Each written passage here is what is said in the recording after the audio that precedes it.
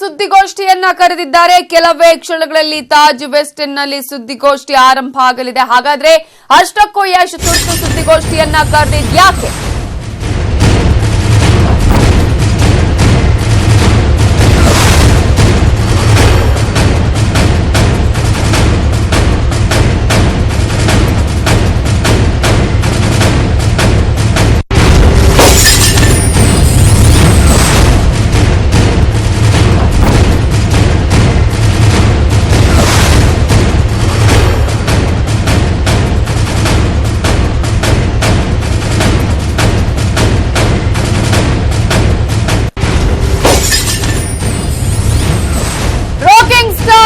ತುರ್ತು ಸುದ್ದಿಗೋಷ್ಠಿಯನ್ನ ಈಗಾಗಲೇ ಕರೆದಿದ್ದಾರೆ. ರಾಕಿಂಗ್ ಸ್ಟಾರ್ ಯಶ್ ಈ ಒಂದು ತುರ್ತು ಸುದ್ದಿಗೋಷ್ಠಿಯನ್ನ ಕರೆದಿದ್ದು ಯಾಕೆ? ಕೆಲವೇ ಕ್ಷಣಗಳಲ್ಲಿ ಖಾಸಗಿ ಹೋಟೆಲ್ನಲ್ಲಿ ತುರ್ತು ಸುದ್ದಿಗೋಷ್ಠಿ ಕೂಡ ಆರಂಭ ಆಗಲಿದೆ. ಹಾಗಾದ್ರೆ ಯಶ್ ಈ ಒಂದು ತುರ್ತು ಸುದ್ದಿಗೋಷ್ಠಿಯನ್ನ ಕರೆದಿದ್ದು ಯಾಕೆ? ಯಾವ ವಿಚಾರವನ್ನ ಈ ಸಂದರ್ಭದಲ್ಲಿ ಅವರು ಹೇಳೋದಿಕ್ಕೆ ಹೊರಟಿದ್ದಾರೆ? ಈಗಾಗಲೇ ಸಾಕಷ್ಟು ವಿಚಾರಗಳು ಈಗಾಗಲೇ ಹುಟ್ಟಿಕೊಳ್ತಾ ಇದೆ. ಅನೇಕ ವಿಚಾರಗಳು ಕೂಡ ಈಗ ಹರಿದಾಡ್ತಾ ಇದೆ.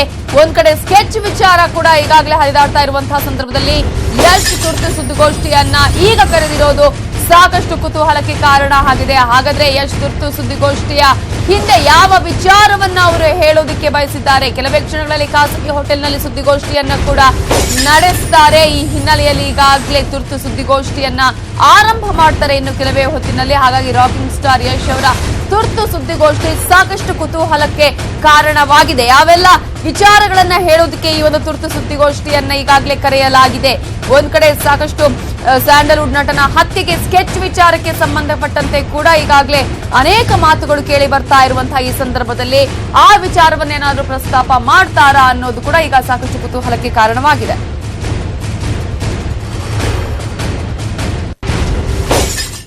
ಸ್ಯಾಂಡಲ್ವುಡ್ ನಟನ ಹತ್ಯೆಗೆ ಸ್ಕೆಚ್ ಹಾಕಿದ್ದಂತಹ ಒಂದು ಕೇಸ್ಗೆ ಸಂಬಂಧಪಟ್ಟ ಹಾಗೆ ಸಿಸಿಬಿ ಪೊಲೀಸರಿಂದ ಈಗಾಗಲೇ 4 ಬಂಧಿಸಲಾಗಿದೆ. ಮಾರಕಾಸ್ತ್ರಗಳನ್ನ ಕೂಡ ಆಲ್ರೆಡಿ ಪೊಲೀಸರು ಜಪ್ತಿಯನ್ನ ಮಾಡಿಕೊಂಡಿದ್ದಾರೆ.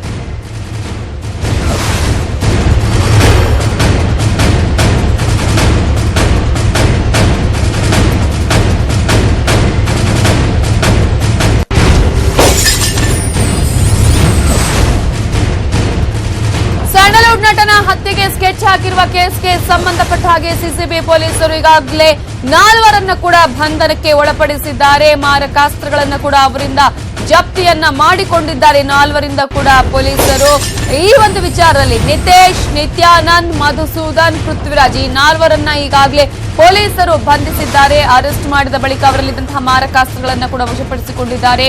ಬಿಡಿಎ ಕಚೇರಿ ಬಳಿ ಈ 4 ಕೂಡ ಸಿಸಿಬಿ ತಂಡ ಅರೆಸ್ಟ್ ಮಾಡಿದ್ದು ಶೇಷಾದ್ರಿಪುರ ಠಾಣೆಯ ಆರ್ಪಿ ರಸ್ತೆಯಲ್ಲಿರುವ ಬಿಡಿ ಕಚೇರಿಯ ಮುಂಭಾಗದಲ್ಲಿ ಈಗಾಗಲೇ ಈ 4 ಕೂಡ ಅರೆಸ್ಟ್ ಮಾಡಲಾಗಿದೆ. ಚಲನಚಿತ್ರ ನಟರೊಬ್ಬರನ್ನ ಟಾರ್ಗೆಟ್ ಮಾಡಿತ್ತು ಈ ಗ್ಯಾಂಗ್ ಅನ್ನುವಂತಹ ಕಾರಣಕ್ಕಾಗಿ ಜೈಲಲ್ಲಿರುವ ಸ್ಲಂ ಭರತನ ಸೂಚನೆಯ ಮೇರೆಗೆ ದಾಳಿಗೆ ಸ್ಕೆಚ್ ಅನ್ನ ಹಾಕಲಾಗಿತ್ತು.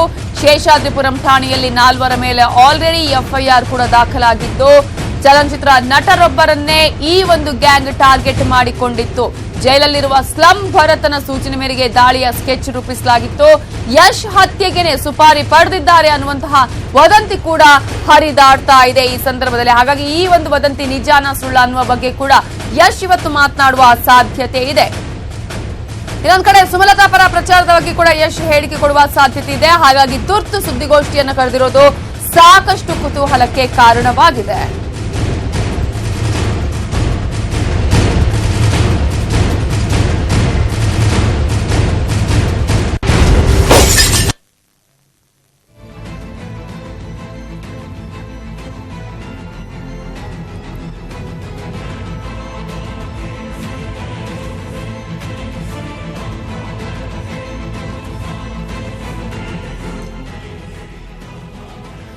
ಇದ್ರ ಬಗ್ಗೆ ಡೀಟೇಲ್ಸ್ ಕೊಡೋದಕ್ಕೆ ನಮ್ಮ ರಿಪೋರ್ಟರ್ ಕಿರಣ್ ಈಗ ನೇರ ಸಂಪರ್ಕದಲ್ಲಿದ್ದಾರೆ. ಕಿರಣ್, ಈಗಾಗಲೇ ಒಂದ್ ಕಡೆ ಯಶ್ ತುರ್ತು ಸುದ್ದಿಗೋಷ್ಠಿಯನ್ನ ಕೂಡ ಈಗಾಗಲೇ ಆಯೋಜನೆ ಮಾಡಿದ್ದಾರೆ. ಮತ್ತೊಂದ್ ಕಡೆ ಈಗಾಗಲೇ ಚಲನಚಿತ್ರ ನಟನ ಹತ್ಯೆಗೆ ಸ್ಕೆಚ್ ಅನ್ನ ರೂಪಿಸಲಾಗಿತ್ತು ಅಂತ ಹೇಳಿ 4 ಆಲ್ರೆಡಿ ಅರೆಸ್ಟ್ ಮಾಡಿದ್ದಾರೆ. ಹಾಗಾಗಿ ಒಂದ್ ಕಡೆ ಸಾಕಷ್ಟು ಅನುಮಾನಗಳಿದೆ. ಯಶ್ ಅವರಿಗೆನೇ ಸ್ಕೆಚ್ ಹಾಕಲಾಗಿದೆ, ಸುಪಾರಿಯನ್ನ ನೀಡಲಾಗಿದೆ ಹತ್ಯೆ ಮಾಡೋದಿಕ್ಕೆ ಅನ್ನುವಂತಹ ನಿಟ್ಟಿನಲ್ಲಿ. ಹಾಗಾಗಿ ಈ ವಿಚಾರವನ್ನ ಪ್ರಸ್ತಾಪ ಮಾಡುವಂತಹ ಸಾಧ್ಯತೆಗಳು ಇರಬಹುದಾ ಹೇಗೆ? ಖಂಡಿತ ನವಿತಾ ಜೈನ್, ಕನ್ನಡದ ಸ್ಯಾಂಡಲ್ವುಡ್ ನಟನೊಬ್ಬನ ಹತ್ಯೆಗೆ ಸುಪಾರಿ ತೆಗೆದುಕೊಂಡಿದ್ದಂತಹ ಸ್ಲಂ ಭರತ ಅಲಿಯಾಸ್ ಭರತ ಆತನನ್ನ ಈಗಾಗಲೇ ಗುಂಡುಕ್ಕಿ ಪೊಲೀಸರು ಆತನನ್ನ ಅರೆಸ್ಟ್ ಮಾಡಿರ್ತಕ್ಕಂಥದ್ದು. ಆತನ ಸಹಚರರನ್ನ ಈಗ ಬಂಧಿಸಿರ್ತಕ್ಕಂಥದ್ದು. ನಿತೀಶ್ ಮತ್ತೆ ನಿತ್ಯಾನಂದ, ಮಧುಸೂದನ್, ಪೃಥ್ವಿರಾಜನ್ನ ಬಂಧಿಸಿ ಅವರನ್ನು ಸಹ ವಿಚಾರಣೆ ನಡೆಸ್ತಾ ಇದ್ದಾರೆ. ಈ ಮಧ್ಯೆ ಸ್ಯಾಂಡಲ್ವುಡ್ ನಟನ ಹತ್ಯೆ ಹಿನ್ನೆಲೆಯಲ್ಲಿ ಸಾಕಷ್ಟು ಹೆಸರುಗಳು ಕೇಳಿ ಬರ್ತಾ ಇರ್ತಕ್ಕಂಥದ್ದು. ಅದರಲ್ಲೂ ಸಹ ಯಶ್ ಹೆಸರು ಕೂಡ ವದಂತಿಯಲ್ಲಿ ಕೇಳಿ ಬಂದಿತ್ತು. ಆ ಯಶ್ ಅನ್ನ ಹತ್ಯೆ ಮಾಡೋದಕ್ಕೂ ಸಹ ಸಂಚು ರೂಪಿಸಿದ್ದಾರೆ ಅನ್ನೋ ವದಂತಿಗಳು ಕೇಳಿ ಬಂದಿದ್ದ ಹಿನ್ನೆಲೆಯಲ್ಲಿ ಈಗ ಯಶ್ ತುರ್ತು ಸುದ್ದಿಗೋಷ್ಠಿಯನ್ನ ಆಯೋಜನೆ ಮಾಡಿರ್ತಕ್ಕಂಥದ್ದು. ಮುಖ್ಯವಾಗಿ ಏನಂದ್ರೆ ಏನು ಕ್ಲಾರಿಫಿಕೇಶನ್ ಕೊಡ್ತಾರ ಅಥವಾ ಏನ್ ಹೇಳ್ತಾರೆ ಅನ್ನೋದು ಸಾಕಷ್ಟು ಈಗ ಕುತೂಹಲ ಮೂಡಿಸಿರ್ತಕ್ಕಂಥದ್ದು. ಮುಖ್ಯವಾಗಿ ಸ್ಯಾಂಡಲ್ವುಡ್ ನಟರಲ್ಲಿ ಸಾಕಷ್ಟು ಭಯಭೀತ ಆಗಿರ್ತಕ್ಕಂಥದ್ದು. ಮುಖ್ಯವಾಗಿ ಏನಂದ್ರೆ ಈಗ ಹಿರಿಯ ಅಧಿಕಾರಿಗಳನ್ನು ಸಹ ಭೇಟಿ ಮಾಡಿ ಮನವಿ ಮಾಡಿದ್ದಾರೆ ಒಬ್ಬ ಸ್ಯಾಂಡಲ್ವುಡ್ ನಟ ಅನ್ನೋದು ಸಾಕಷ್ಟು ದಿನಗಳಿಂದ ಸಹ ಹರಿದಾಡ್ತಾ ಇದ್ದು. ಈ ಮಧ್ಯೆ ಒಂದು FIR ಕೂಡ ದಾಖಲಾಗಿರ್ತಕ್ಕಂಥದ್ದು. ಶೇಷಾದ್ರಿಪುರಂ ಪೊಲೀಸ್ ಠಾಣೆಯಲ್ಲಿ FIR ದಾಖಲಾಗಿ 4 ಜನವನ್ನ ಬಂಧಿಸಿದ್ದಾರೆ. ಆ FIR ನಲ್ಲಿ ಕ್ಲೀನ್ ಆಗಿ ಮೆನ್ಷನ್ ಮಾಡಿದ್ದಾರೆ, ಚಲನಚಿತ್ರ ನಟನೊಬ್ಬನ ಹತ್ಯೆಗೆ ಸಂಚು ರೂಪಿಸಿದ್ರು ಅನ್ನೋದು ಆ FIR ನಲ್ಲಿ ದಾಖಲಿಸಿದ್ದಾರೆ. ಹೀಗಾಗಿ ಆ ಚಲನಚಿತ್ರ ನಟ, ಸ್ಯಾಂಡಲ್ವುಡ್ ನ ಫೇಮಸ್ ನಟ ಯಾರು ಅನ್ನೋದು ಸಾಕಷ್ಟು ಕುತೂಹಲ ಮೂಡಿಸಿದೆ, ಸಾಕಷ್ಟು ಅನುಮಾನ ಮೂಡಿಸಿದೆ. ಆ ನಟ ಯಾರು ಅನ್ನೋದು ಸಾಕಷ್ಟು ಮಂದಿಗೆ ಗೊತ್ತಿಲ್ಲ. ಕೆಲವು ವದಂತಿಗಳ ಪ್ರಕಾರ ಯಶ್ ಹೇಳ್ತಾ ಇದ್ದಾರೆ, ಮತ್ತೆ ದುನಿಯಾ ವಿಜಿ, ನಿನಾಸಂ ಸತೀಶ್ ಅಂತ ಹೇಳ್ತಾ ಇದ್ದಾರೆ. ಇದು ಎಲ್ಲ ತೆರೆ ಎಳೆಯೋದಕ್ಕೆ ಈಗ ಯಶ್ ತುರ್ತು ಸುದ್ದಿಗೋಷ್ಠಿ ಆಯೋಜಿಸಿರ್ತಕ್ಕಂಥದ್ದು. ಮತ್ತೊಂದೆಡೆ ಇನ್ನೊಂದು, ಈಗಾಗಲೇ ಲೋಕಸಭಾ ಚುನಾವಣೆ ಕಾವೇರ್ತಾ ಇರ್ತಕ್ಕಂಥದ್ದು. ಮಂಡ್ಯದಲ್ಲಿ ಸುಮಲತಾ ಪರ ಪ್ರಚಾರ ಮಾಡೋದಕ್ಕೆ ಏನಾದ್ರೂ ಯಶ್ ಹೋಗ್ತಾರ ಅನ್ನೋದ್ರ ಬಗ್ಗೆನೂ ಸಹ ಸಾಕಷ್ಟು ರೀತಿಯ ವದಂತಿಗಳು ಹಬ್ತಾ ಇರ್ತಕ್ಕಂಥದ್ದು. ಈಗಾಗಲೇ ಸುಮಲತಾಗೆ ಬೆಂಬಲವಾಗಿ ದರ್ಶನ್ ಕೂಡ ಅವರ ಬೆಂಬಲಕ್ಕೆ ನಿಂತಿರ್ತಕ್ಕಂಥದ್ದು. ಸುಮಲತಾ ಅಂಬರೀಶ್ ಪರ ನಾನು ಪ್ರಚಾರ ಮಾಡ್ತೀನಿ ಅಂತ ಹೇಳಿ ಸಾಕಷ್ಟು ಕಡೆ ದರ್ಶನ್ ಕೂಡ ಹೇಳ್ತಾ ಇರ್ತಕ್ಕಂಥದ್ದು. ಈ ಮಧ್ಯೆ ಅಂಬರೀಶ್ ಡೆತ್ ಆದಾಗ್ಲೂ ಸಹ ಸಾಕಷ್ಟು ಮಗನಾಗಿ ಯಶ್ ಕೂಡ ಓಡಾಟ ಮಾಡ್ತಾ ಇದ್ರು. ಹೀಗಾಗಿ ಎಲೆಕ್ಷನ್ ನಲ್ಲಿ ಸುಮಲತಾ ಏನಾದ್ರೂ ನಿಂತ್ಕೊಂಡ್ರೆ ಅವ್ರ ಪರವಾಗಿ ಸಾಕಷ್ಟು ಬಾರಿ ಪ್ರಚಾರ, ಒಂದು ಸ್ಟಾರ್ ಕ್ಯಾಂಪೇನ್ ಆದ್ರೆ ಅವ್ರಿಗೆ ಒಳ್ಳೆ ವ್ಯಾಲ್ಯೂ ಬರುತ್ತೆ, ಒಳ್ಳೆ ವೋಟ್ ಗಿಟ್ಟಿಸಬಹುದು ಅನ್ನೋ ಕಾರಣಕ್ಕೆ ಏನಾದ್ರೂ ಯಶ್ ಅವ್ರಿಗೆ ಸಪೋರ್ಟ್ ಮಾಡೋದಕ್ಕೆ ಏನಾದ್ರೂ ಈಗ ಸುದ್ದಿಗೋಷ್ಠಿ ಆಯೋಜನೆ ಮಾಡಿದಾರ ಅನ್ನೋದು ಸಾಕಷ್ಟು ರೀತಿಯಲ್ಲಿ ಚರ್ಚೆ ಆಗ್ತಾ ಇರ್ತಕ್ಕಂಥದ್ದು. ಯಶ್ ಏನೆಲ್ಲ ಹೇಳ್ತಾರೆ, ಏನಾದ್ರೂ ಸುಪಾರಿ ಪ್ರಕರಣಕ್ಕೆ ಸಂಬಂಧಿಸಿದಂತೆ ಸುದ್ದಿಗೋಷ್ಠಿಯಲ್ಲಿ ಮಾತನಾಡ್ತಾರ ಅಥವಾ ಸುಮಲತಾಗೆ ಲೋಕಸಭಾ ಚುನಾವಣೆಯಲ್ಲಿ ನಾನು ಬೆಂಬಲವಾಗಿ ನಿಲ್ತೇನೆ, ಅವ್ರ ಪರ ಸ್ಟಾರ್ ಕ್ಯಾಂಪೇನ್ ಮಾಡ್ತೀನಿ, ಅವರ ಬೆಂಬಲಕ್ಕೆ ನಿಂತು ಅವರನ್ನ ಗೆಲ್ಸೋದಕ್ಕೆ ನಾನು ಪ್ರಯತ್ನ ಮಾಡ್ತೀನಿ ಅನ್ನೋದ್ರ ಬಗ್ಗೆನೂ ಸಹ ಸುದ್ದಿಗೋಷ್ಠಿಯಲ್ಲಿ ಹೇಳೋ ಸಾಧ್ಯತೆ ಇದೆ. ನವಿತಾ ಜೈನ್. ಓಕೆ ಕಿರಣ್, ಈಗಾಗಲೇ ಒಂದಷ್ಟು ಕುತೂಹಲಗಳು ಕೂಡ ಇದೆ. ಅಂದ್ರೆ ತುರ್ತು ಸುದ್ದಿಗೋಷ್ಠಿಯನ್ನ ಇವರು ಕರೆದಿರುವಂತದ್ದು, ಒಂದ್ ಕಡೆ ಸಾಕಷ್ಟು ಅನುಮಾನಗಳು ಕೂಡ ಇದೆ, ಅಂದ್ರೆ ಒಂದ್ ರೀತಿಯ ವದಂತಿಗಳು ಇದೆ ಅನ್ನುವಂತಹ ಹಿನ್ನೆಲೆಯಲ್ಲಿ. ಹಾಗಾಗಿ ಈ ವಿಚಾರಕ್ಕೆ ಸಂಬಂಧಪಟ್ಟಂತೆ ಏನಾದ್ರೂ ಯಶ್ ಅವರನ್ನೇ ಹತ್ಯೆ ಮಾಡುವಂತಹ ಸ್ಕೆಚ್ ರೂಪಿಸಲಾಗಿತ್ತು ಅನ್ನೋದ್ರ ಬಗ್ಗೆ ಈಗಾಗಲೇ ಪೊಲೀಸರು ಅವರಿಗೆ ಮಾಹಿತಿಯನ್ನ ನೀಡಿರುವಂತಹ ಸಾಧ್ಯತೆಗಳು ಇರುತ್ತಾ ಹೇಗೆ? ಒಂದು ಪೊಲೀಸ್ ಮಾಹಿತಿ ಪ್ರಕಾರ ನವಿತಾ ಜೈನ್, ಯಾರು ಕೂಡ ಹಿರಿಯ ಪೊಲೀಸ್ ಅಧಿಕಾರಿಗಳಾಗಿರ್ಬೋದು, CCBಯಲ್ಲಿ ಇರ್ತಕ್ಕಂಥ ಸಿಬ್ಬಂದಿ ಆಗಿರ್ಬೋದು, ಯಾರಿಗೂ ಸಹ ಯಾವ ನಟನಿಗೆ ಸುಪಾರಿ ತೆಗೆದುಕೊಂಡಿದ್ದ ಸ್ಲಂ ಭರತ ಅನ್ನೋದ್ರ ಬಗ್ಗೆ ಯಾವುದೇ ಮಾಹಿತಿ ಇಲ್ಲ. ಹಿರಿಯ ಅಧಿಕಾರಿಗಳಿಗೆ ಮಾತ್ರ ಮಾಹಿತಿ ಇರ್ತಕ್ಕಂಥದ್ದು. ಸ್ಲಂ ಭರತ ಹಿರಿಯ ನಟನೊಬ್ಬ ಹೀರೋ ಆಗಿರೋ ಹಾಗೆ ಸಂಪರ್ಕದಲ್ಲಿರಿ. ಈಗ ಯಶ್ ತುರ್ತು ಸುದ್ದಿಗೋಷ್ಠಿಯನ್ನು ಕರೆದಿದ್ದಾರೆ, ಈಗ ಬಂದಿದ್ದಾರೆ, ಸುದ್ದಿಗೋಷ್ಠಿಗೆ ಕೂಡ ಬಂದಿದ್ದಾರೆ. ಯಾವ ವಿಚಾರ ಈಗ ಅವರು ಮಾತನಾಡಬಹುದು ಅನ್ನೋದು ಈಗ ಸಾಕಷ್ಟು ಕುತೂಹಲವನ್ನ ಕೇಳಿಸಿದೆ. ಈಗಾಗಲೇ ನೇರ ಸಂಪರ್ಕದಲ್ಲಿ ಈಗಾಗಲೇ ನೀವು ಗಮನಿಸಬಹುದು, ಈ ಒಂದು ನೇರ ದೃಶ್ಯಗಳ ಮೂಲಕ ಯಶ್ ಅವರು ಈಗಾಗಲೇ ಸುದ್ದಿಗೋಷ್ಠಿಯನ್ನ ಆರಂಭ ಮಾಡ್ತಾ ಇರುವಂತಹ ದೃಶ್ಯಗಳನ್ನ ನಾವು ಗಮನಿಸಬಹುದು. ಏನ್ ಹೇಳ್ತಾರೆ ಅನ್ನೋದು ಈಗ ಸಾಕಷ್ಟು ಕ್ಯೂರಿಯಾಸಿಟಿಯನ್ನ ಮೂಡಿಸಿದೆ. ನಮಸ್ಕಾರ. ಇವತ್ತು ಲಾಸ್ಟ್ ಮಿನಿಟ್ ನಿಮ್ಗೆಲ್ಲರೂ ಹೇಳಿದೆ, ಬಟ್ ಐ ಥಿಂಕ್ ಹೇಳಲೇಬೇಕಾದ ಸಂದರ್ಭಗಳು ತುಂಬಾ ಸಲ ಈ ಥರದ ವಿಷಯಗಳು ಬರ್ತಾ ಇರುತ್ತೆ ಕಲಾವಿದ ಬದುಕಲ್ಲಿ. ಬಟ್ ಈ ವಿಷಯ ತುಂಬಾ ಜನಕ್ಕೆ ಒಂಥರ ಡಿಸ್ಟರ್ಬ್ ಆಗೋ ವಿಷಯ. ಇದು ಮೊದಲನೇ ಸಲ ಬಂದಾಗ ಓಕೆ, ಈ ಥರದ್ದು ಯಾರು ತಲೆ ಕೆಡಿಸ್ಕೋಬಾರ್ದು ಅಂತ ಬಿಟ್ಟೆ. ಅದಾಗಿ ಕೆಲವು ದಿನ ಆದ್ಮೇಲೆ ಮತ್ತೆ ಯಾರೋ ಒಬ್ಬ ರೌಡಿ ಅರೆಸ್ಟ್ ಆಯ್ತು, ಅದರಲ್ಲಿ ಈ ತರ ಮಾಹಿತಿ ಬಂತು ಅಂತ 2-3 ದಿನ ಪ್ರೋಗ್ರಾಮ್ ಬಂತು. ಅವಾಗಲೂ ಸುಮ್ಮನೆ ಆದೆ. ಬಟ್ ಇವತ್ತು ಬೆಳಗ್ಗೆ ಮತ್ತೆ ಅದೇ ತರದ್ದು ಒಂದಷ್ಟು ಪ್ರೋಗ್ರಾಮ್ಗಳು ಎಲ್ಲ ಕಡೆ ಬರ್ತಾ ಇದೆ ಅಥವಾ ಆರ್ಟಿಕಲ್ಗಳು ಬರ್ತಾ ಇದೆ. ಸೊ ನನಗೆ ತುಂಬಾ ಬೇಜಾರಾಗಿದೆ ಇದರಿಂದ. ಸಾಕಷ್ಟು ಜನ ನೀವೆಲ್ಲರೂ ಪರ್ಸನಲ್ ಆಗಿ ಫೋನ್ ಮಾಡಿ ನನಗೆ ಮಾತಾಡ್ತಿದ್ದೀರಾ, ಸರ್ ಇದು ಯಾಕೆ ಹಿಂಗೆ ಬರ್ತಾ ಇದೆ, ನೀವು ಯಾಕೇನು ರಿಯಾಕ್ಟ್ ಮಾತಾಡಿ ಮೊದಲನೇ ಸಲದಿಂದನೂ ಬಂತು. ನಾನು ಮಾತಾಡೋದು, ನಾನು ಕೆಲವು ವಿಷಯಗಳು ನಾವು ಮಾತಾಡೋ ಅವಶ್ಯಕತೆ ಇಲ್ಲ ಅಂತ ನಂಬಿರೋನು. ಬಟ್ ಈಗ ಪದೇ ಪದೇ ಆಗ್ತಿರ್ಬೇಕಾದ್ರೆ ಮಾತಾಡಲೇಬೇಕಾದ ಅನಿವಾರ್ಯತೆ ಇವಾಗ ಬಂದಿದೆ. ನೀವೆಲ್ಲರೂ ಒಂದು ಪ್ರೀತಿಯಿಂದ ಒಂದು ಮನವಿ ಮಾಡ್ಕೊಳ್ತೀನಿ. ಯಾಕಂದ್ರೆ ಕೆಲವೊಮ್ಮೆ ನಮಗೂ ಎಲ್ಲ ಕೋಪ ಬರುತ್ತೆ, ನಾವು ಮಾತಾಡ್ತೀವಿ, ನೀವು ಕೆಲಸ ಮಾಡ್ತಾ ಇರ್ತೀರ. ಬಟ್ ಈಗ ಆಗ್ತಿರೋದು ಏನಂದ್ರೆ ನಿಮ್ಮೆಲ್ಲರ ಪ್ರೀತಿ ಕಾಳಜಿ ನನಗೆ ಅರ್ಥ ಆಗುತ್ತೆ. ಬಟ್ ಈ ತರದ ವಿಷಯಕ್ಕೆ ಎಂಟರ್ಟೈನ್ ಮಾಡಿದ್ರೆ ಅದು ತುಂಬಾ ನೆಗೆಟಿವ್ ಆಗ್ತಾ ಹೋಗುತ್ತೆ. ಯಾರು ಎಷ್ಟು ಜನ ಮರ್ಡರ್ ಮಾಡ್ತಾರಂತೆ ಅನ್ನೋ ವಿಷಯ ಪದೇ ಪದೇ ಟಿವಿಲಿ ಬಂದಾಗ ಅದು ನಮ್ಮ ಪ್ರೀತಿಸೋರಿಗೆ, ನಮ್ಮ ಒಂದು ಹತ್ರ ಇರೋರು ಅಥವಾ ನನ್ನ ಅಭಿಮಾನಿಗಳಿಗೆ, ಮನೆಯವ್ರಿಗೆ ಎಲ್ಲರಿಗೂ ತುಂಬಾನೇ ಒಂದು ಬೇರೆ ತರ ಪರಿಣಾಮ ಬೀಳುತ್ತೆ. ನನಗೆ ಏನಂದ್ರೆ ಈ ತರ ಸಾವಿರ ಅನ್ಕೋಬಹುದು. ಬಟ್ ಎಲ್ಲರೂ ಫೋನ್ ಮಾಡ್ತಾರೆ ನನಗೆ. ಬೆಳಗ್ಗೆ ಎಷ್ಟು ಫೋನ್ ಬಂದಿದೆ, ಎಷ್ಟು ಜನ ನಾನು ಮೀಟ್ ಮಾಡಕ್ ಬಂದಿದ್ದಾರೆ ಅಂದ್ರೆ ಅದು ಅವ್ರ ಪ್ರೀತಿ ನಾವಿಲ್ಲ ಅನ್ನಕ್ಕಾಗಲ್ಲ. ಬಟ್ ಅದು ಬೇಜಾರಾಗುತ್ತೆ ನನಗೆ. ಅಷ್ಟು ಏನಂತಾರೆ ಸುಲಭವಾಗಿ ನಮ್ಮನ್ನು ಯಾರು ಏನು ಮಾಡಕ್ಕಾಗಲ್ಲ. ಅದು ಎಲ್ಲರಿಗೂ ಒಂದು ಮೆಸೇಜ್ ನಾನು ಕೊಡಲೇಬೇಕು. ಬಟ್ ಮಾಧ್ಯಮಗಳಲ್ಲಿ ಒಂದು ರಿಕ್ವೆಸ್ಟ್ ಮಾಡ್ಕೋತೀನಿ, ಇದು ಯಾರು ನಿಮ್ಗೆ ಹೇಳ್ತಾ ಇರೋದು, ಇದು ಯಾರ ಒಂದು ವಿಷಯ, ಇದು ಎಲ್ಲಿಂದ ನಿಮಗೆ ಬರ್ತಾ ಇದೆ, ನಿಮ್ಮನ್ನು ಕೇಳೋಣ ಅಂತಲೇ ನಾನು ಕರೆದಿದ್ದು. ಯಾಕಂದ್ರೆ ಎಲ್ಲದಕ್ಕೂ ಒಂದು ಇತಿಶ್ರೀ ಆಡಲೇಬೇಕು. ಯಾರೋ ಹೇಳಿದ್ರು ಬಲ್ಲ ಮೂಲಗಳ ಪ್ರಕಾರ ಈ ತರ ಬರ್ತಾ ಇದೆ. ಬಟ್ ಪೊಲೀಸ್ನವ್ರ ಹತ್ರ ನಾನು ಮಾತಾಡಿದ್ರು ಅವರು ಯಾವುದು ಇಲ್ಲ ಸರ್, ಈ ಥರದ್ದೆಲ್ಲ ಸುಳ್ಳು ನ್ಯೂಸು ಅಂತ ಹೇಳ್ತಾರೆ. ಕೆಲವರು ನನಗೆ FIR ಕಾಪಿ ಕೂಡ ಕಳಿಸಿದ್ರು, ಅದ್ರಲ್ಲಿ ಯಾವುದೋ ಒಬ್ಬ ನಟ ಅಂತಿದೆ. ಬಟ್ ಪೊಲೀಸವ್ರ ಹತ್ರ ನಾನು ಮಾತಾಡಿದೆ. ಆ್ಯಕ್ಚುಲಿ ನಾನು ಹೋಮ್ ಮಿನಿಸ್ಟರ್ ಹತ್ರನೇ ಮಾತಾಡಿದೆ. MB ಪಾಟೀಲ್ ಸರ್ ನನಗೆ ಭಾಳ ಆತ್ಮೀಯರು. ಅವರು ಕ್ಲಿಯರಾಗಿ ಹೇಳಿ ಎಲ್ಲ ತೆಗೆಸಿ ಆ ಥರದ್ದು ಯಾವುದೇ ವಿಷಯ ಇಲ್ಲ, ಇದು ಸುಮ್ಮನೆ ಮಾಧ್ಯಮಗಳಲ್ಲಿ ಬರ್ತಾ ಇದೆ ಅಂತ ಹೇಳ್ತಿದ್ದಾರೆ. ಬಟ್ ನನಗೆ ಒಂದು ಗೊತ್ತು, ಮಾಧ್ಯಮದಲ್ಲೂ ನೀವೆಲ್ಲರೂ ಸುಮ್ಮನೆ ಏನೋ ಎಷ್ಟು ಬೇಗ ಕ್ರಿಯೇಟ್ ಮಾಡಬೇಕು ಅನ್ನೋ ವಿಷಯ ಇದೆಲ್ಲ. ಎಲ್ಲ ನಿಮಗೇನೋ ಯಾರೋ ತಪ್ಪು ಮಾಹಿತಿ ಕೊಡ್ತಾ ಇದ್ದಾರೋ ಅಥವಾ ಎಲ್ಲಿಂದ ಇದು ಬರ್ತಾ ಇದೆ ತಿಳ್ಕೊಳ್ಳೋ ಪ್ರಯತ್ನ ನಂದು. ದಯವಿಟ್ಟು ನಿಮಗೇನಾದ್ರೂ ಗೊತ್ತಿದ್ದು ಕ್ಲಿಯರಾಗಿ ಹೇಳಿ, ಇದಕ್ಕೊಂದು ಇದಿಷ್ಟು ಹೇಳ್ಬೋಣ, ಆ ಥರದ್ದು ಏನಾದರೂ ಇದೆಯಾ? ನನ್ನ ಪ್ರಕಾರ ನಾನು ಎಲ್ಲ ಕಡೆಯಿಂದನೂ ತಗೊಂಡೆ, ಆ ಥರದ್ದು ಯಾವುದೂ ಇಲ್ಲ. ಇದರಿಂದ ಸಮಾಜಕ್ಕೆ ಒಂದು ಕೆಟ್ಟ ಮೆಸೇಜ್ ಹೋಗುತ್ತೆ. ಯಾಕಂದ್ರೆ ನಾವೆಲ್ಲ ಯಾವುದೋ ದಾರಿಯಲ್ಲಿ ಹೊರಟಿರೋರು. ಪ್ರತಿ ಸಲ ಯಾವುದೋ ಒಬ್ಬ ಸಮಾಜಘಾತಕ ವ್ಯಕ್ತಿ ಇದಾದಾಗಲೂ ನಮ್ಮ ಹೆಸರನ್ನು ತಗೊಂಡ್ಬರೋದು ತಪ್ಪು.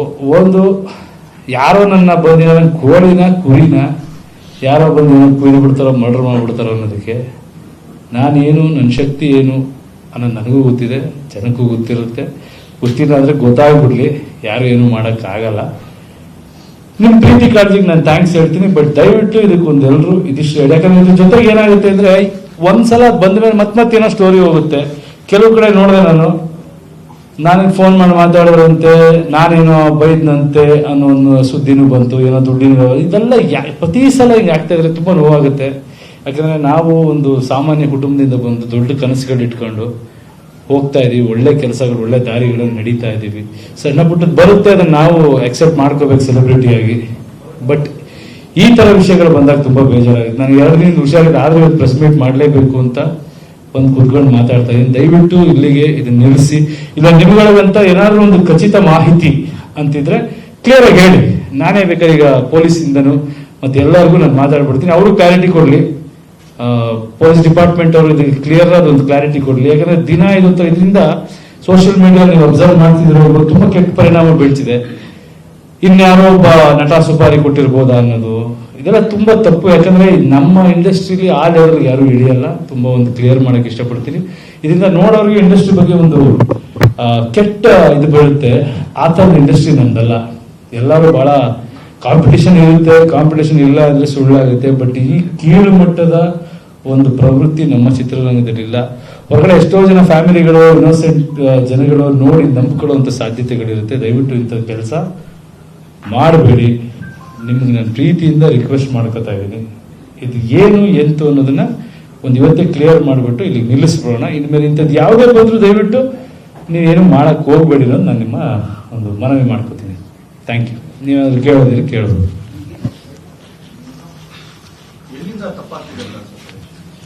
ಗೊತ್ತಿಲ್ಲ ಈಗ ನೋಡಿ, ಬೆಳಗ್ಗೆ ಎದ್ರೆ ಹಿಂಗ್ ನ್ಯೂಸ್ ಬಂದ್ರೆ ಎಲ್ಲಿಂದ ತಪ್ಪಾಗ್ತಿದೆ ಅಂತ ನಾನು ಹೆಂಗೆ ಹೇಳಲಿ? ನನಗೆ 100 ಕರೆಗಳು ಬರ್ತಿದೆ, ಸಾಕಷ್ಟು ಜನ ನನಗೆ ಮೆಸೇಜ್ ಮಾಡ್ತಿದ್ದಾರೆ, ಮಾಧ್ಯಮದಿಂದನೂ ಸರ್ ಹಿಂಗಾಗಿದೆ ಅಂತ ಪ್ರತಿಕ್ರಿಯೆ ಕೊಡಿ ಅಂತಾರೆ. ಆಮೇಲೆ ಒಂದೊಂದು ಸ್ಟೋರಿ ಬರುತ್ತೆ. ಎಲ್ಲರೂ ರೇಸಲ್ಲಿ ಇದೀವಿ ಅನ್ಸುತ್ತೆ. ನಾವು ಒಬ್ರಿಗಿಂತೊಬ್ರು ಚೆನ್ನಾಗಿದೇನೋ ಬೇರೆ ನ್ಯೂಸ್ ಕೆದಕ್ತಿವಿ, ಬೇರೆ ಹಾಕ್ತಿವಿ ಅನ್ನೋ ಭರಾಟೆಲಿ ಆ ಭರದಲ್ಲಿ ತಪ್ಪು ನಡೀತಾ ಇದೆಯೇನೋ ಅನ್ನೋದು ನನ್ನ ಅಭಿಪ್ರಾಯ. ದಯವಿಟ್ಟು ಎಲ್ಲರೂ ಸರಿಪಡಿಸ್ಕೊಳ್ಳೋಣ ಇಂಥ ವಿಷಯಗಳನ್ನ. ಯಾಕೆಂದ್ರೆ ನಾನು ಯಾವ್ದೋ ಮೂಡಲ್ ಕೋಪದಲ್ಲಿರೋ ಅನ್ಬಿಡ್ಬೋದು 2 ನಿಮಿಷ, ನಿಮಗೆ ಮತ್ತದೇನೋ ಇದಾಗುತ್ತೆ, ಏನಪ್ಪ ಹಿಂಗೆ ಮಾತಾಡ್ತಾರೆ. ಬಟ್ ನೀವು ಮಾಡ್ತಿರೋದು ಪ್ರೀತಿಯಿಂದನೇ ನನಗೆ ಚೆನ್ನಾಗಿ ಗೊತ್ತು. ಎಲ್ಲರೂ ನಿಮ್ಮ ಪದಗಳೇನಿದೆ ಎಲ್ಲ ನೋಡ್ತಾ ಇದ್ರೆ ತುಂಬಾ ಭಯ ಆಗ್ತಿದೆ, ಆತಂಕ ಆಗ್ತಿದೆ ಅಂತಾನೆ ಮಾತಾಡ್ತಾ ಇದ್ದೀರಾ. ಬಟ್ ಅದಕ್ಕಿಂತ ಭಯ ಪಡೋ ವಿಷಯ ಇದಕ್ಕೆ ನಾವು ಇಂಪಾರ್ಟೆನ್ಸ್ ಕೊಟ್ಟಾಗ ಅನ್ನೋದು ನನ್ನೊಂದು ಅಭಿಪ್ರಾಯ. ಯಾವ ಸಲ ನಮ್ಮ ಟಿವಿಲೇ ಮೊದಲನೇ ಸಲ ವೆರಿ ಫಸ್ಟ್ ಟೈಮ್ ಆಕ್ಚುಲಿ ನಾನೊಂದು ಕಂಪ್ಲೇಂಟ್ ಕೊಟ್ಟಿದ್ದೆ. ಅದು ನಾನು ಇರ್ಲಿಲ್ಲ, ನನ್ನ ಗಾಡಿ ಒಂದು ಕಲ್ಲು ಬಿದ್ದಿತ್ತು ಅಷ್ಟೇ. ಅದನ್ನ ಗಮನಕ್ಕೆ ತರಬೇಕಾದ್ದು ಪೊಲೀಸ್, ಇದಕ್ಕೆ ನನ್ನ ಕರ್ತವ್ಯ ಅಂತ. ಅದ್ರೊಳಗೆ ಯಾರೋ ಅಟ್ಯಾಕ್ ಮಾಡಿದ್ರಂತೆ, ಯಾರೋ ಇದು ಮಾಡಿದ್ರಂತೆ, ಅದೆಲ್ಲ ಸುಳ್ಳು. ನಾನು ಈ ಥರದ್ದು ಆಗುತ್ತೆ ಅಂತಾರೆ ನಾನು ಸೀಕ್ರೆಟ್ ಆಗಿ ಯಾರಿಗೂ ಹೇಳಿದೆ. ಡೈರೆಕ್ಟ್ ಆಗಿ ಪೊಲೀಸ್ ಇದಕ್ಕೆ ಈ ಥರದೊಂದು ಕಲ್ಲು ಬಿದ್ದಿತ್ತಂತೆ ಗಾಡಿಗೆ, ಸುತ್ತ ನಾನಿರ್ಲಿಲ್ಲ, ಅದನ್ನ ನಾನು ಹೇಳಿದ್ದೆ. ಅಲ್ಲಿಗೆ ಅದು ಮುಗಿದೋಗಿದ್ದು. ಆಗ ಒಂದು 6 ತಿಂಗಳಾದ್ಮೇಲೆ ಒಂದ್ಸಲ ಯಾವುದೋ ಪತ್ರಿಕೆಯಲ್ಲಿ ಬಂತು. ಅದಾದ್ಮೇಲೆ ಟಿವಿಲಿ ಶುರು ಆಯ್ತು. ನಾನು ರಿಯಾಕ್ಟ್ ಮಾಡಲಿಲ್ಲ, ಸುಮ್ಮನಾದೆ. ಮತ್ತೆ ಒಂದು 2-3 ತಿಂಗಳು ಅಥವಾ 4 ತಿಂಗಳು ಎರಡು ರಿಮೆಂಬರ್, ಅವಾಗ್ಲೂ ಒಂದು ಯಾವುದೋ ವ್ಯಕ್ತಿ ಅರೆಸ್ಟ್ ಆದಾಗ ಎಷ್ಟು ಈ ತರ ಸ್ಕೆಚ್ ಹಾಕಿದ್ರಂತೆ ಅಂತ ಪೊಲೀಸಿಂದ ಇದು ಬಂತು ಅಂತ ಮಾಹಿತಿ ಬಂದಿದೆ. ಪೊಲೀಸ್ನವ್ರು ಕೇಳಿದ್ರೆ ನಾನು ಯಾವ್ದು ಮಾಹಿತಿ ಕೊಟ್ಟಿಲ್ಲ ಅಂತಾರೆ. ಚಾನಲ್ ಅವ್ರು ಕೇಳಿದ್ರೆ ಇಲ್ಲ ಸರ್, ಪೊಲೀಸ್ ಸ್ಟೇಷನ್ ನಮಗಿರೋ ಸೋರ್ಸ್ ಮುಖಾಂತರ ಬಂತು ಸರ್. ಯಾಕಿದು ಪದೇ ಪದೇ ನಡೀತಾ ಇದೆ? ತಪ್ಪಲ್ವಾ? ಅಂದ್ರೆ ತಮಾಷೆ ವಿಷಯನೇ ಅಲ್ಲ. ಇದನ್ನಿಷ್ಟು ಹಗುರವಾಗಿ ನಾನು ಒಬ್ಬ ಸಮಾಜದಲ್ಲಿ ಏನೋ ಒಂದು ಸ್ಥಾನ ಗಳಿಸಿದ್ದೀನಿ ಅನ್ನೋ ನಂಬಿದ್ದೀನಿ. ನಮ್ದೇ ಆದ ಒಂದು ಕೆಲಸಗಳ ಮುಖಾಂತರ ನಾವು ಜನಮಾನಸದಲ್ಲಿ ಒಬ್ಬ ಅವ್ರು ಬೇಕಾದ ವ್ಯಕ್ತಿ ಅನ್ನೋ ರೀತಿ ಇದೀವಿ. ಈ ತರ ಮಾಡಿದಾಗ ಪ್ರೀತಿಸೋರು, ನಮ್ಮನ್ನ ಫಾಲೋ ಮಾಡೋರು, ಅಭಿಮಾನಿಗಳು ಎಲ್ರಿಗೂ ತುಂಬಾ ಹರ್ಟ್ ಆಗುತ್ತೆ. ಅದಕ್ಕೆಲ್ಲ ನಾವು ಆಕ್ಷನ್ ತಗೋಬೇಕಾಗುತ್ತೆ. ಅದು ಏನ್ ತಗೋಬೇಕು ಗೊತ್ತಾಗ್ತಿಲ್ಲ ನಮ್ಗೆ. ಇವತ್ತು ಮತ್ತೆ ನಡೆದಾಗ ಲಾಸ್ಟ್ ಟೈಮ್ ಓಕೆ ಸುಮ್ಮನೆ ಎಲ್ಲರೂ ಪರ್ಸನಲಿ ಹೇಳಿದೀನಿ. ಎಲ್ಲ ನಾವು ಸುಮ್ಮನಿದ್ರೆ ನಾವು ಇದಕ್ಕೆ ಎಂಟರ್ಟೈನ್ ಮಾಡ್ದಂಗೆ ಆಗುತ್ತೆ. ನಿಮ್ಗಳಿಗೆ ಯಾರು ಮಾಹಿತಿ ಬರ್ತಾ ಇದೆ, ಇದನ್ನ ಯಾರು ಕೊಡ್ತಾ ಇದಾರೆ?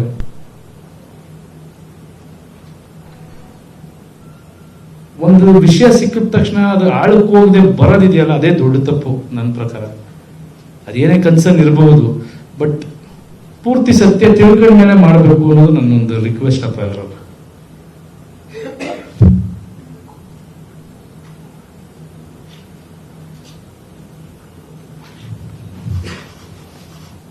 ಎಲ್ಲ ಮಾಧ್ಯಮಗಳಲ್ಲೂ ಬಂದಿದೆ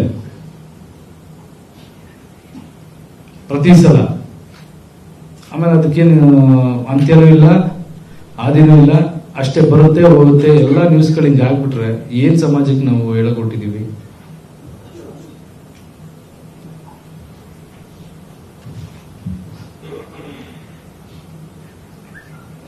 ಎಕ್ಸೈಟ್ಮೆಂಟ್ ಒಂದು ತುಂಬಾ ಬೇಜಾರಾಗುತ್ತೆ ನನಗೆ. ಅಂದ್ರೆ ನ್ಯೂಸ್ ಅನ್ನೋದು ಹೆಂಗಾಗ್ಬಿಟ್ಟಿದೆ ಅಂದ್ರೆ ಇವತ್ತು ಸೆನ್ಸೇಷನಲ್ ಒಂದು ಇದು ಮಾಡದೆ ನ್ಯೂಸ್ ಆಗ್ಬಿಟ್ರೆ ಹೆಂಗೆ? ಅದು ಇಂತಹ ಸೂಕ್ಷ್ಮವಾದ ವಿಷಯಗಳಲ್ಲಾದ್ರೂ ಸ್ವಲ್ಪ ಗಮನ ವಹಿಸ್ಬೇಕು ಎಲ್ರು.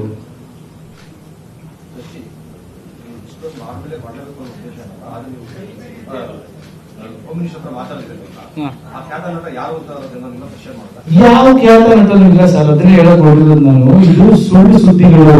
ಯಾವ್ದೋ ಒಬ್ಬ ರೌಡಿ ಏನೋ ಒಂದು ಇದು ಮಾಡ್ದ, ಸ್ಕೆಚ್ ಹಾಕಿದ್ದ, ಅಷ್ಟು ಸುಲಭ ಅನ್ಕೊಂಡ್ಬಿಟ್ಟಿದ್ದಾರೆ. ಅದೆಲ್ಲ ನಮ್ಗಳ ವಿಷಯಕ್ಕೆ ಬಂದು ಏನೋ ಒಂದು ಮಾಡ್ಬಿಟ್ಟು ಜಯಿಸ್ಕೊಂಡ್ಬಿಡ್ತಾರೆ ಅನ್ನೋದಕ್ಕೆ, ಅಥವಾ ಯೋಚನೆ ಮಾಡ್ಬಿಟ್ಟು ಕೂತ್ಕೊಂಡ್ರು ಅವ್ರು ಉಳ್ಕೋತಾರೆ ಅನ್ಕೊಂಡಿದ್ದೀರಾ? ಸರ್ಕಾರ ಇಲ್ವಾ ಅಥವಾ ಪೊಲೀಸ್ ವ್ಯವಸ್ಥೆ ಇಲ್ವಾ?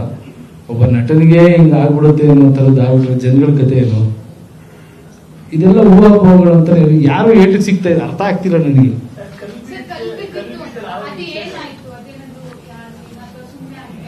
ಏನು ಇಲ್ಲಮ್ಮ, ಕಲ್ಲು ಬಿತ್ತು ಅಂತ ಅವ್ರು ಕಂಪ್ಲೇಂಟ್ ಕೊಟ್ವಿ. ಅದಾಗ ಒಂದು ವಾರಕ್ಕೆ ತುಂಬಾ ಅಲ್ಲ ಆಗಿ ದಿನನೇ ಕೊಟ್ಟಿದ್ದು. ನಾನು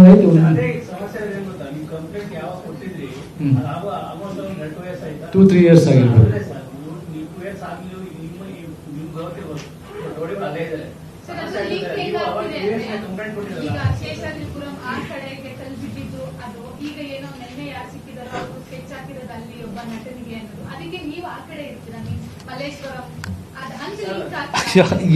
ಎಲ್ಲ ಕಡೆ ಇರ್ತೀನಮ್ಮ ನಾನು. ಬೆಂಗಳೂರಿಗೆ ಏನೋ ಒಂದು ಹೇಳಿದ್ರೆ ಅಲ್ಲಿಗೆ ನಾನು ಓಡಾಡ್ತೀನಿ ಅನ್ನೋ ಜಾಗದಲ್ಲಿ ಆದ ತಕ್ಷಣ ನನಗೆ ಅಂತ ನಾನು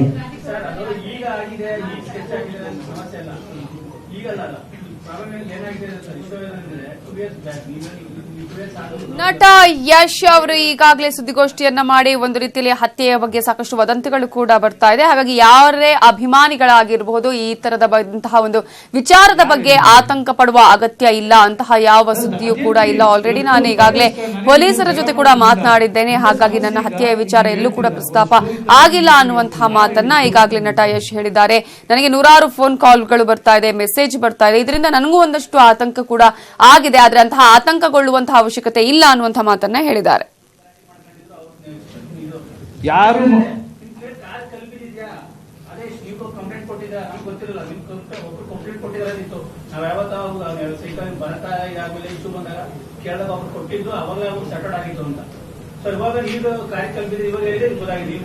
ಇಲ್ಲ, ನಾನು ಹೇಳಿದ್ದೀನಿ, ಮುಂಚೆನೂ ಹೇಳಿದ್ದೀನಿ. ಅದಕ್ಕೂ ಇದಕ್ಕೂ ಒಬ್ಬ ವ್ಯಕ್ತಿ ಏನೋ ಈಗ ಒಂದು ಆಕ್ಸಿಡೆಂಟ್ ಆದ್ರೂ ಪೊಲೀಸ್ ಗಮನಕ್ಕೆ ತರಬೇಕು, ಇದು ಬಂದ್ರು ತರಬೇಕು ಅಷ್ಟೇ. ನಾನೇನ್ ನನ್ನ ಮೇಲೆ ಯಾರೋ ಅಟೆಂಪ್ಟ್ ಮಾಡಿದ್ರು, ನನಗೆ ಯಾರೋ ಕೊಲೆ ಅಟೆಂಪ್ಟ್ ಮಾಡಿದರೆ ನಾನು ಯಾವತ್ತೂ ಕಂಪ್ಲೇಂಟ್ ಕೊಟ್ಟಿಲ್ವಲ್ಲ.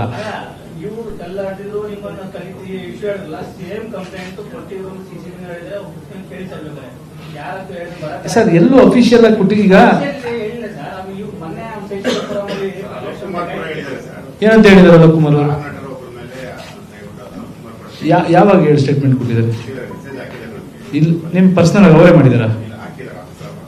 ಇಲ್ಲ, ಯಾಕಂದ್ರೆ ಅಲೋಕ್ ಕುಮಾರ್ ಹತ್ರ ನಾನು ಮಾತಾಡಿದೆ, ಈಗ 2 ಅವರ್ ಮುಂಚೆ ಮಾತಾಡಿದೆ. ಅಲೋಕ್ ಕುಮಾರ್ ಅವರು ನನಗೆ ಅವ್ರ ಸ್ಟಾರ್ ನಟರಿಗೂ ಇದಕ್ಕೂ ಸಂಬಂಧನೇ ಇಲ್ಲ ಸರ್.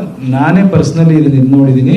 ಇದು ಯಾರೋ ಒಬ್ರು ಇಂಡಸ್ಟ್ರಿಗೆ ಸಂಬಂಧಪಟ್ಟ ಯಾವುದೋ ಪರ್ಸನಲ್ ಫೈನಾನ್ಷಿಯಲ್ಗೂ ಮತ್ತೆ ಪ್ರೊಡ್ಯೂಸರ್ಗೂ ಏನೋ ಇರೋ ಒಂದು ಜಗಳ. ನಿಮ್ಮ ಹೆಸರು ನನಗೆ ಎಲ್ಲೂ ಇದು ಬಂದಿಲ್ಲ, ಅದು ಇಲ್ಲವೇ ಇಲ್ಲ. ಯಾಕೆ ಹಿಂಗ್ ಮಾಡ್ತಾ ಇದ್ದಾರೆ ನನಗೆ ಗೊತ್ತಿಲ್ಲ ಸರ್ ಅಂತ ಅಲೋಕ್ ಕುಮಾರ್ ಅವರೇ ಪರ್ಸನಲ್